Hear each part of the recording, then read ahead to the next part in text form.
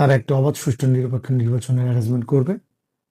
আমি মনে করছি দেশ এগিয়ে যাচ্ছে, একটি অবাধ সুষ্ঠু নির্বাচনের অপেক্ষায় আছি। এবং জনগণ, মানে সবচেয়ে আমার যেটা ভালো লাগছে, জনগণ দীর্ঘদিন যাবৎ তার ভোটটা সে দিতে পারে না, তার ভোট দেওয়ার প্রয়োজন হয়নি। বেসিক্যালি আপনি দেখবেন ওয়ান্স আপন এ টাইম মানুষজন নতুন জামা কাপড় পরে ভালো রান্না করে খাবার খেয়ে কিন্তু ভোট দিতে যেত ঈদের মতো আনন্দে। কিন্তু এইরকম আনন্দ মুখরিত পরিবেশ দীর্ঘদিন ছিল। তো আমার এটা সামগ্রিক বাংলাদেশের জনগণ, নট অনলি আমার 2,500 নির্বাচনী এলাকা, 2,500 না, সারা দেশের জনগণের জন্য আমার খুব ভালো লাগছে যে তারা একটা উৎসব মুখর পরিবেশে আবার আগের মতো করে তারা তাদের নিজের ভোট নিজেরা দিতে পারবে এবং নিজেদের পছন্দের ক্যান্ডিডেটকে জয়যুক্ত করে একটি সুন্দর, সুশৃঙ্খল, দখলদার মুক্ত, চাঁদাবাজ মুক্ত, লুটতরাজ মুক্ত, মাদক মুক্ত।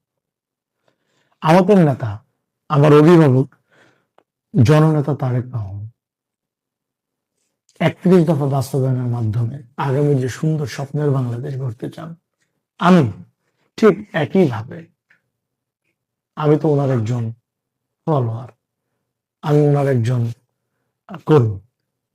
আমার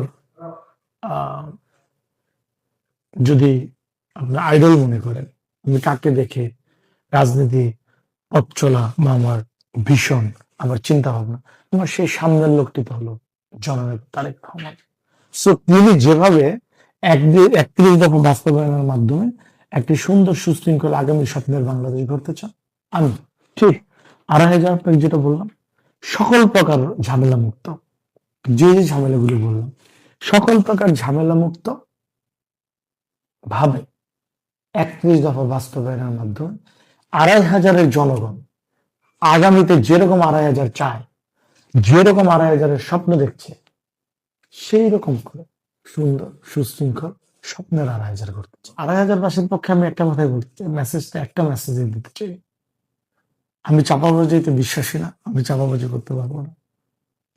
আপনারা মিডিয়া ব্যক্তিত্ব, আপনারা আমার সম্বন্ধে জানার কথা, আপনারা তো আমার ব্যাপারে জানেন, আপনিও নারায়ণগঞ্জের সন্তান। বেসিক্যালি আমি 2,500 মানুষের সাথেই ছিলাম।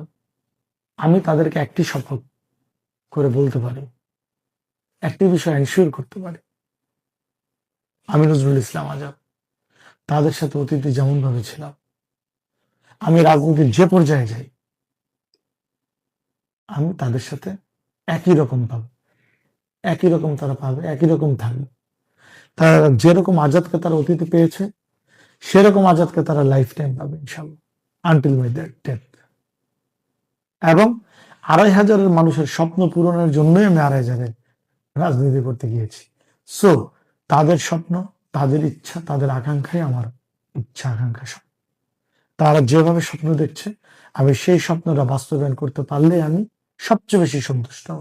আমি মনে করি যে তাদের দলের প্রতি কোনো রেসপেক্ট নেই, তাদের দলের প্রতি কোনো কমিটমেন্ট নাই, তারা আসলে দলের জন্য কোনো শুভকর ব্যক্তিত্ব না। আমি যদি দল থেকে মনোনয়ন না পেতাম, আমি কোনোদিন দলের বাইরে যাই স্বতন্ত্রতা দাঁড়াইতাম না বা ভিন্ন কোনো স্টেপ নিতাম না। কারণ আমি দলকে রেসপেক্ট করি, দলের প্রতি আমার ভালোবাসা আছে, এই দলে আমার শ্রম আছে। আমি কখনো এই দলের ক্ষতি হতে পারে এক চুল আমি ওরকম করবো।